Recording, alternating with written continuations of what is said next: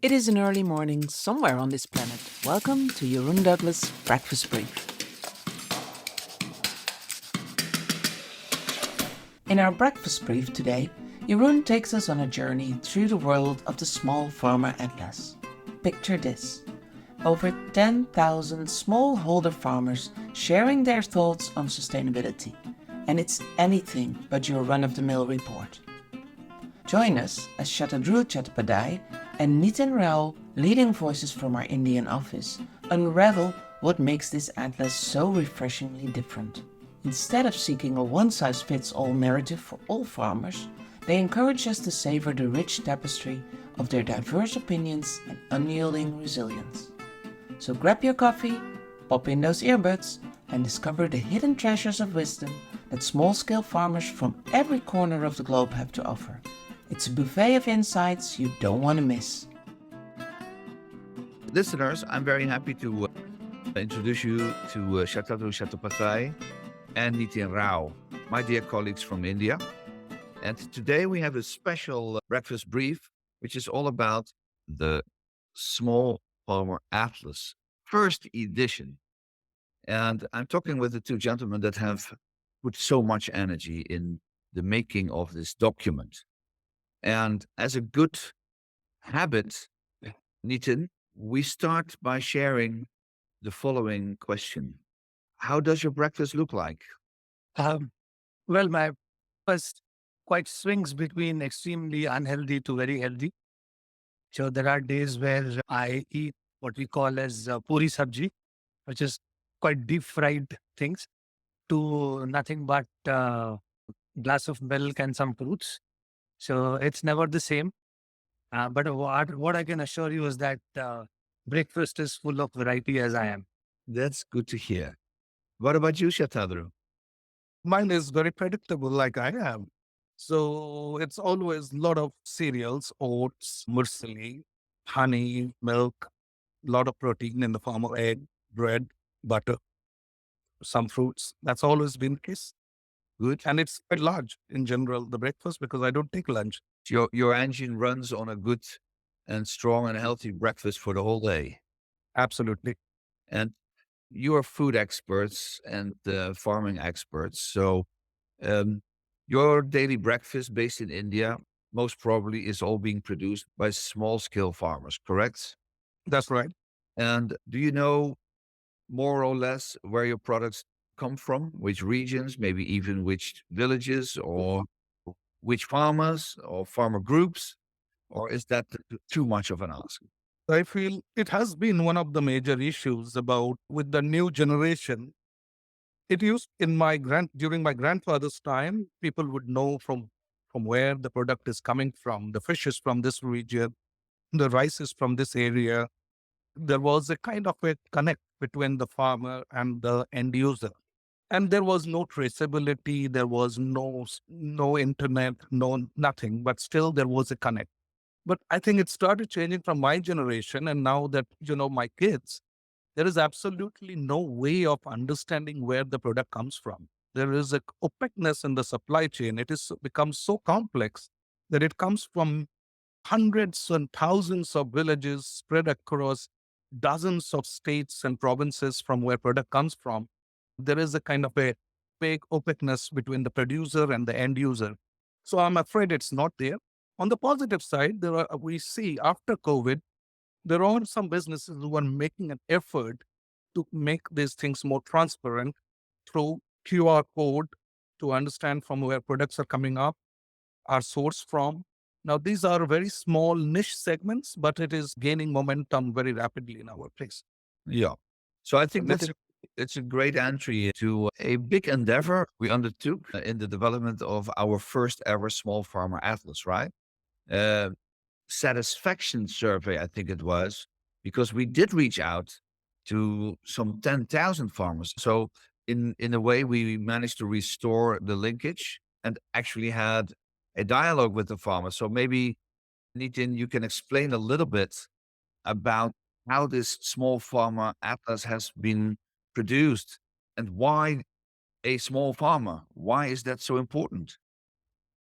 I don't think it's a secret anymore. There are tons and tons of and reels of documents which says the importance of smallholders now in today's food system, where 80% of the food is produced by the smallholders itself.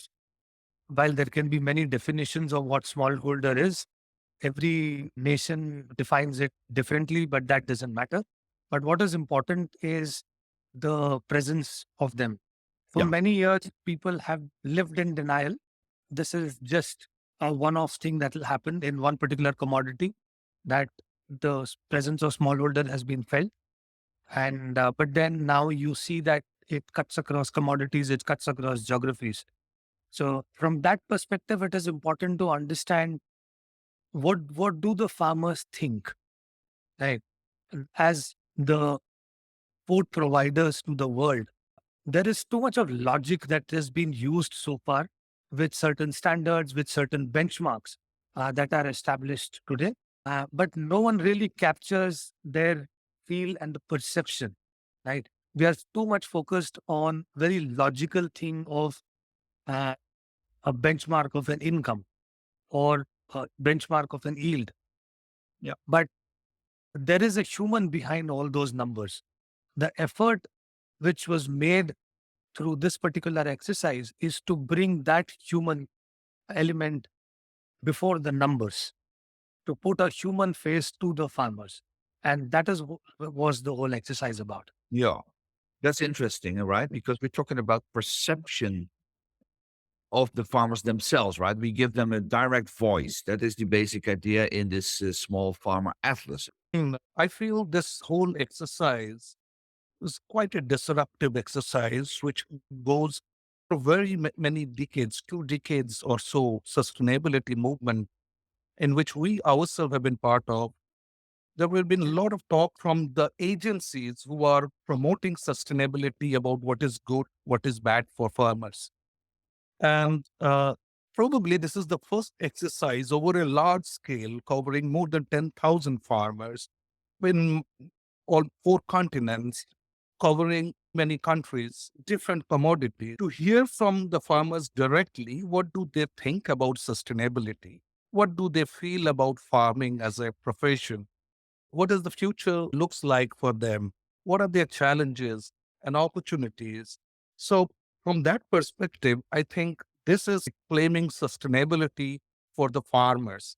The Yeah. Atlas gives a platform to the farmers to voice to the world. So it's a very loud voice of 10,000 farmers. It's amplifying, this Atlas is amplifying their voice and telling the world, guys, you need to listen from the people for whom all these sustainability frameworks have been developed for so many years, so many decades. Let's hear from them. How is it working? Is it giving them some benefit or they are having some challenges? And I don't think there is any other exercise which has been done at this scale that Yeah. brings out this other reality. That's wonderful to hear. So let's dive immediately to that voice then.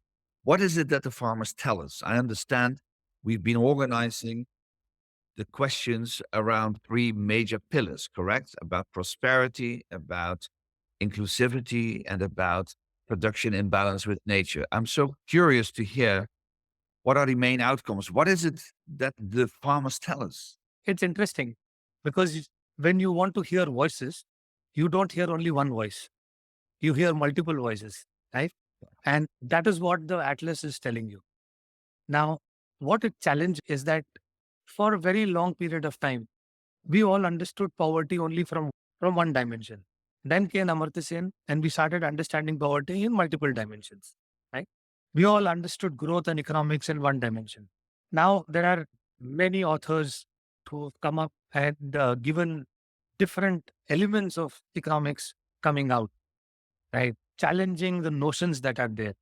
This is what we are also hearing from the farmers, right? Sometimes I feel that we as individuals have stuck with our own mindsets and our own ideas of what we think the farmers would are feeling and what they are doing or what the situation is. But what we hear from the farmers are very different things. For Yeah. example, now we feel that farmers live in poverty. Yes, they are living in poverty. Now, is it good or bad? That is not something as a humanity. Yes, everyone has to come out of that poverty. Yeah. The whole point is that when we put some efforts into a certain piece of work, do we think that is that enough for us? Now, that question goes beyond the realm of poverty because it has multiple dimensions there. One is that there are a lot of us who are working in development sectors. There is a choice that we have made to work in the sector very well knowing the pros and cons of it. It is very similar for a corporate working in somebody who is earning, let's say, much more than what we are earning to come back and say, oh, the people working in development sector are actually very poor and they need to be uplifted, right? And we need to do something for them. If somebody asks us, we say that no, we are pretty much happy with the work we are doing and we think it is fine.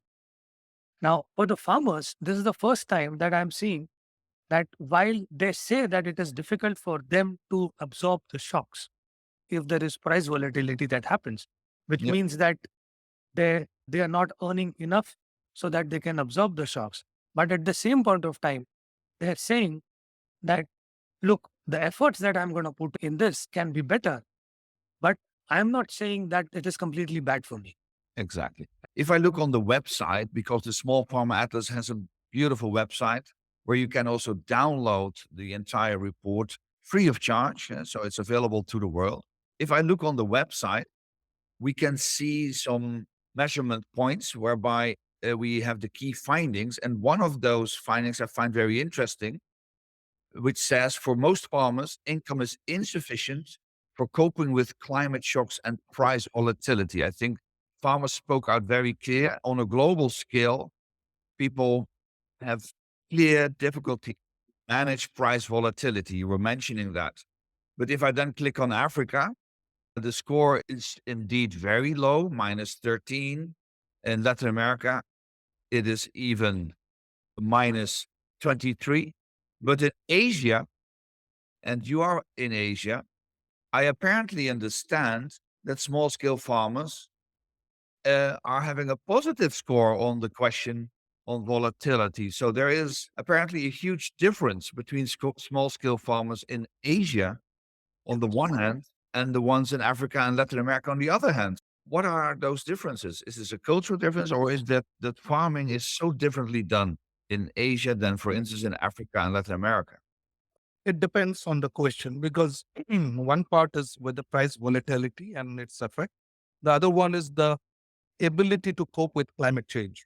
Yes. So when we look at ability to cope with climate change, I don't see huge differences between the three continents. All the smallholder farmers seems to be very vulnerable towards the whole thing. Exactly. Also, when you ask this question about volatility of price, the response of women farmers are very different compared to and cutting across the continents. All the women farmers are very vulnerable. Yeah. Now, the Asian figures maybe seems to be a little skewed, primarily because of, I think, palm oil, because palm oil has been a great poverty alleviator in Asia. So when you add the palm oil situation, it will show certain positive results. Although the tea farmers, on the other hand, might face some different level of challenges. So that's one reason. Secondly, I think if you exclude the palm oil, which anyway shows the figure going up a little bit in Asia, other crops have become so small in terms of land holding that the farmers calculate vulnerability, income vulnerability in a very different way. They are not even looking at it as a main source of income. It is something an additional income considering the land holding in South Asia, for example. Average land holding is so from 1 hectare of land holding. It reminds me of our colleague Gonzalo, who says, if they can be profitable, my backyard, I can be profitable too. So it's such a small land holding that it is their perception of vulnerability comes in a very different way compared to a farmer whose livelihood is dependent on it. Increasingly, we see a combined approach of a little bit of rural jobs the farmer is doing. Usually, you see the husband of the family goes into the city and works, and the woman manages the farm and augments the family income rather than the sole source of income. So that probably also influences the response. But having said so, my last point on this is There is absolutely no ambiguity from the farmer's response about their inability to cope with resilient mechanisms for addressing climate change resilience or climate change mitigation. It could be also the lack of understanding and knowledge among the smallholders about the great challenges posed to them through the climate change. One of my suggestions to the readers of the Small Farmer Atlas would be to not to start from a point of looking at commonality from the reading perspective, right? What I would suggest the readers is to find diversity in Yeah. what they're reading. And once you see the diversity, you would be able to connect some of the dots by yourself. Don't look at commonality of the messages, but look at the diversity of the messages that is coming in. Now that's good to hear. The document is so rich with data. It is so overwhelmingly monumental, I would say. We are really channeling a credible and a representative stake of the 570 million smallholder farmers in the world with an average family size of 4 or 5. That's a quarter of humanity that is speaking through us through this atlas, correct? And in the commodities that we eat every day at your breakfast, a banana, a plantain cooked in palm oil, the cup of tea we drink, the cup of coffee I take every day. So we are really in direct dialogue with the farmers through this atlas. So it's a rather, I would say, monumental endeavor that we are doing. So could you tell a little bit more about the genesis of this document altogether and the challenges we have faced during the process towards this first edition? Sure. As with anyone else, because we all love frameworks, we all love benchmarks, right? So we also started our journey to start looking at commonalities. Said, let's set some benchmarks. Let's identify some processes that can have a common denominator and say that, you know what, this is how we're going to measure everything so that it becomes relatable for the reader and things like that.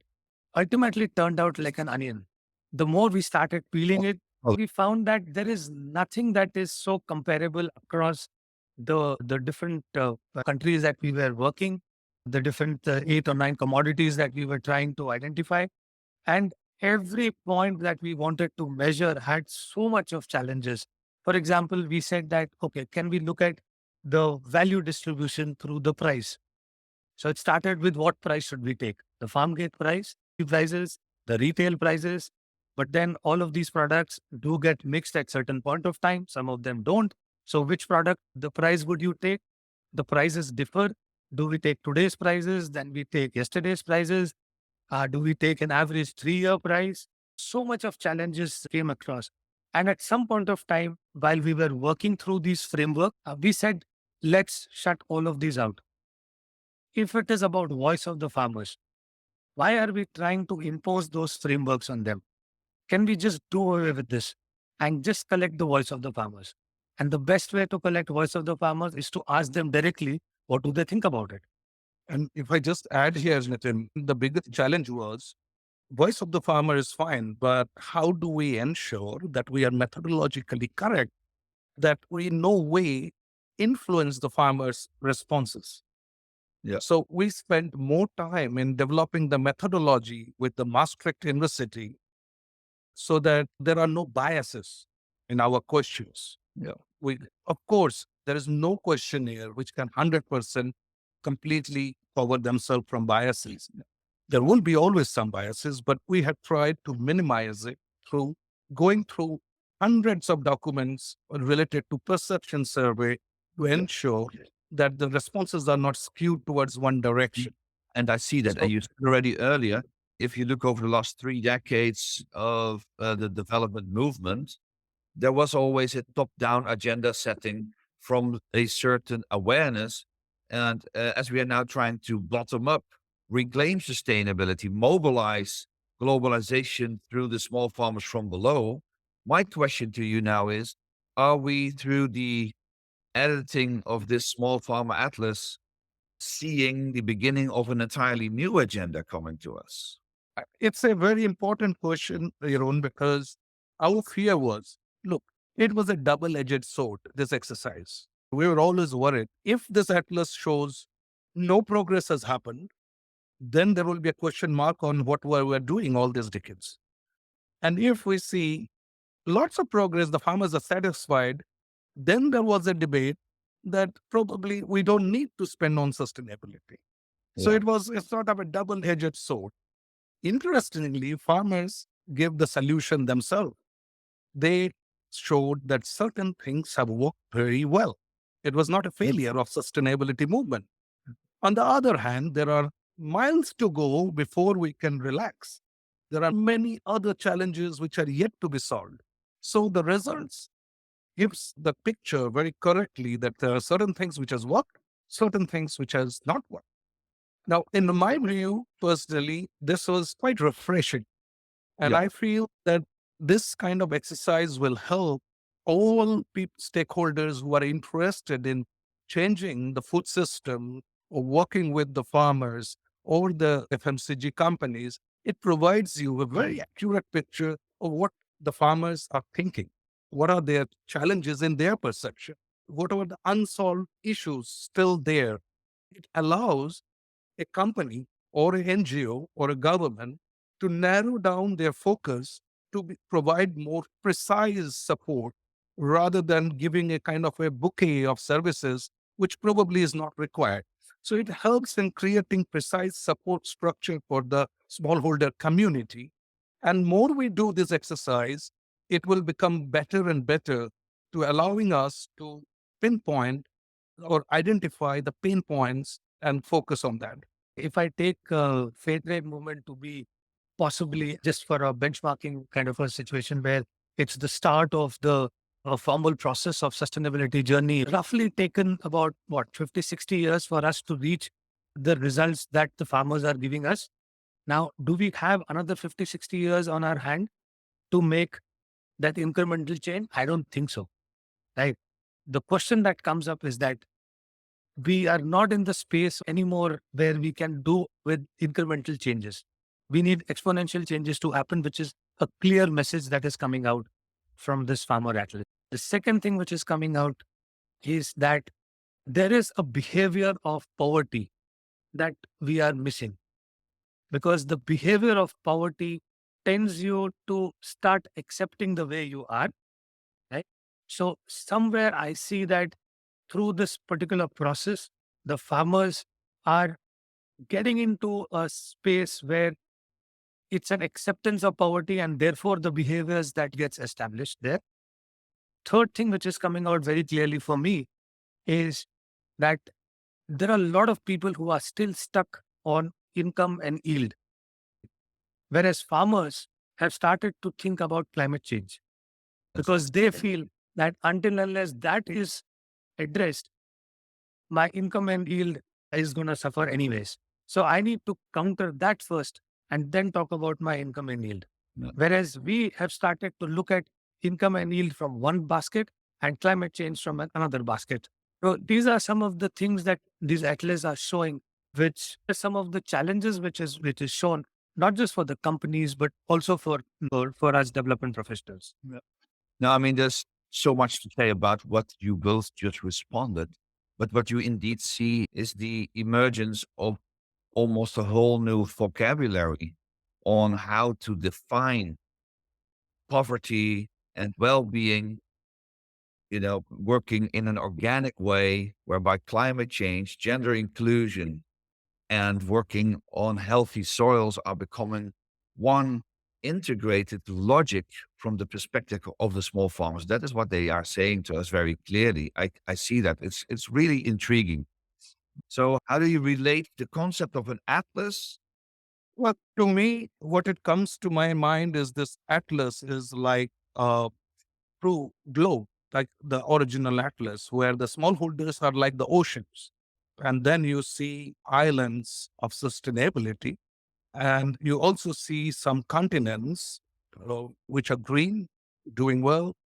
This atlas, it's also atlases because we see a kind of approach where you see a lot of concentration of power of companies and the food companies on the top. On any commodity we are talking about, there is only few companies who are conglomerating at the top. And then you have, as the pyramid goes down, different layers of concentration. reaching out to the smallholders who are not united at all. They are scattered like the ocean in the atlas. Now, the point is, this ocean is still giving us this, keeping the earth, the atlas, the globe functional, but Yeah. often ignored, often seen as very difficult to navigate, salty. There is inside the ocean what lies, many people do not understand it. This effort is basically to make this like the navigators from Netherlands did some 16th century or 15th century. They opened up the world and made these oceans transparent to the world.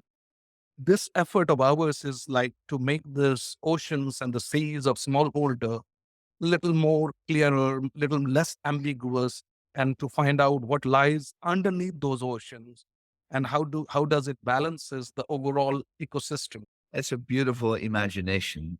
I know you have a very imaginative mind, but this is just a great example to it.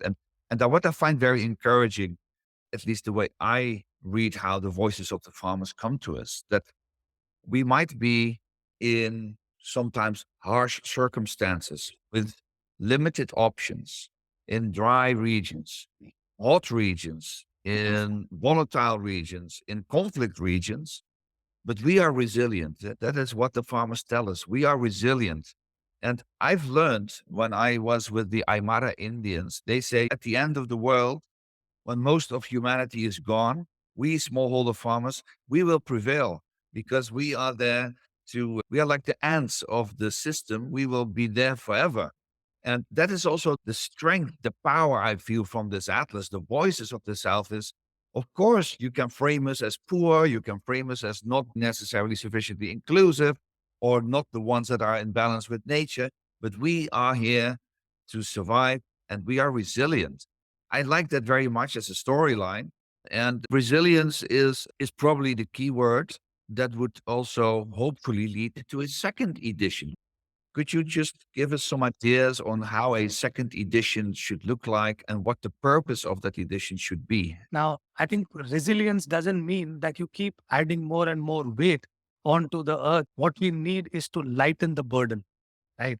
And therefore make the carrier of that globe much more resilient, and not just resilient, but probably flourish, right? So when I see the next edition, right, of this Farmer Atlas, I see ways of how the burden of that globe can be reduced. And from that perspective, I see it in a way that we should possibly look at two parts to it. One part is where it gives us ideas on how do you reduce the burden on earth. And second, carry on the message of the farmers, which we have done in the first edition, because these, we have just taken some of the voices. We need to bring it much more voices onto the table. Yeah. And there has to be a continuity. We can't go into a direction which is just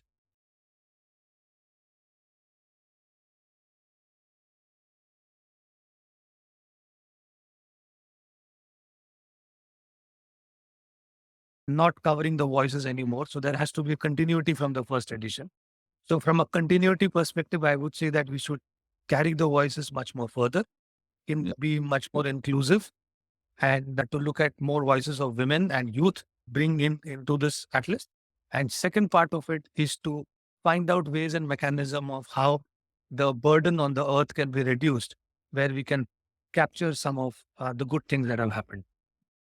One of the hallmark of this present atlas was we are not prescribing anything. This is, we have just articulated the voice of the farmers of what they believe, what they are saying. Solidarity has not tried to decipher the meaning and give it its own color. I think that's the beauty of this report that, Right. so going forward, my sense is this report has adequately identified the challenges now or the perspective of the farmers. It is unlikely that in a 1 year's time, the perspective will radically change, the farmer's perspective. However, given the situation, and I draw inspiration from the previous remark you made about your interaction with some Red Indians on the hills who said, at the end of the world, we will be there. that talks about resilience. So my suggestion would be to explore best case practices of farmers who have been able to surpass these difficulties successfully in Yeah. spite of structural challenges, in spite of limitations of socialism and capitalism, in spite of supply chain. We do hear stories about this resilience of this farmer group, those positivity that how they have surpassed those challenges.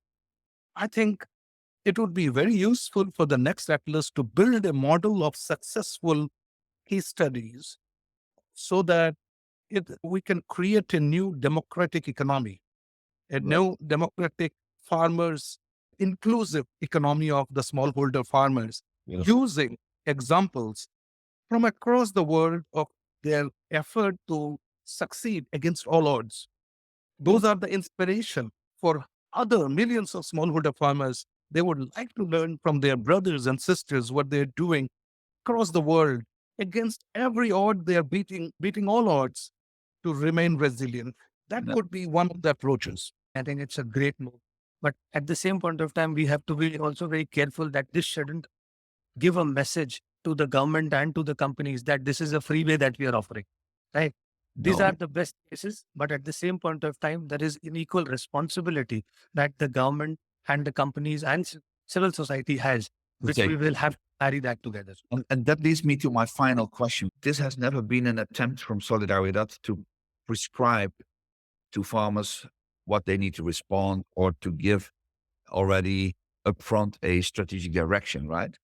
Whilst there is a message to stakeholders, to companies, to governments, to the audience, in the light of moving beyond the traditional United Nations agenda of sustainable development goals, do you think that we could become much more like thought soldiers or tools of those farmers so that they, in a sense, are prescribing us what we as intermediates should do to influence the world and to develop an agenda that really reclaims sustainability beyond the traditional Western based dominance of the United Nations agenda? Do you think that the Atlas can be helpful in shaping this, let's say, way how Solidaridad needs to operate? Yeah, I think certainly because we are in a very unique time where we are facing a lot of challenges to the liberal capitalist values. The socialist values are almost forgotten, and the there is a vacuum today of what is coming up. And what is coming up is more we see is a technologism, so it's now the vacuum is rapidly filled up with artificial intelligence, Internet of Things, technology. I think the larger question for us would be to see what kind of ism that farmers want us to create as an organization. And it may be a baby step. It may not be necessarily a kind of a great beginning of a revolution. But I think with the base we have of more than 2 to 3 million farmers that we operate with, it's a significant size to question that what is the necessary system that is needed in order to ensure that our food security of our next generation, our children and grandchildren, are not threatened. My worry is, while I have great admiration for the farmers and their resilience and their deep desire to survive against all odds, my also fear is, and because sitting in India, in a country which is losing farmers in millions every year, my fear is we are looking towards a deep food insecurity if we do business as usual. As Nitin very rightly portrayed, that took many decades in order to make some small changes in the sustainability world. We simply don't have the time of that many decades left to do the same thing. Climate change is real. Climate change is affecting the farmers. There are there are structural problems in the supply chain building. There are problems in terms of fair price for the farmers. There are challenges related to technology, access to technology, inclusive technological spread.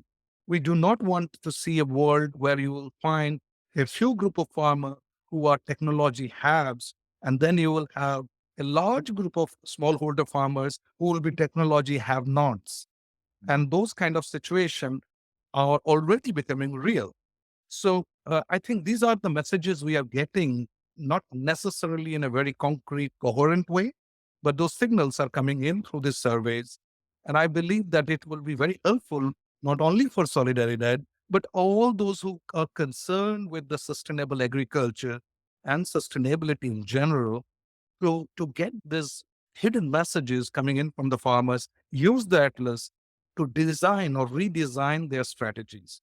That's how I see is the next version, also for Solidaridad and other organizations. To be honest, what this atlas and the farmer's voice is telling us is there is a lot of unlearning that we as civil society organizations will have to do. There are a lot of notions that we live with, which probably we have experienced and over a period of time read. But I think a lot of things are changing and we are not keeping up with the times. We are still stuck in those notions that the fight is about prices. The fight is about income alone. I think the fight is about much integrated things. It is from income to being.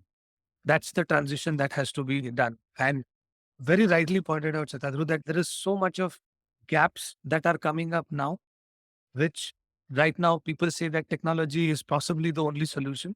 But then again, there is a question of have and have nots over there.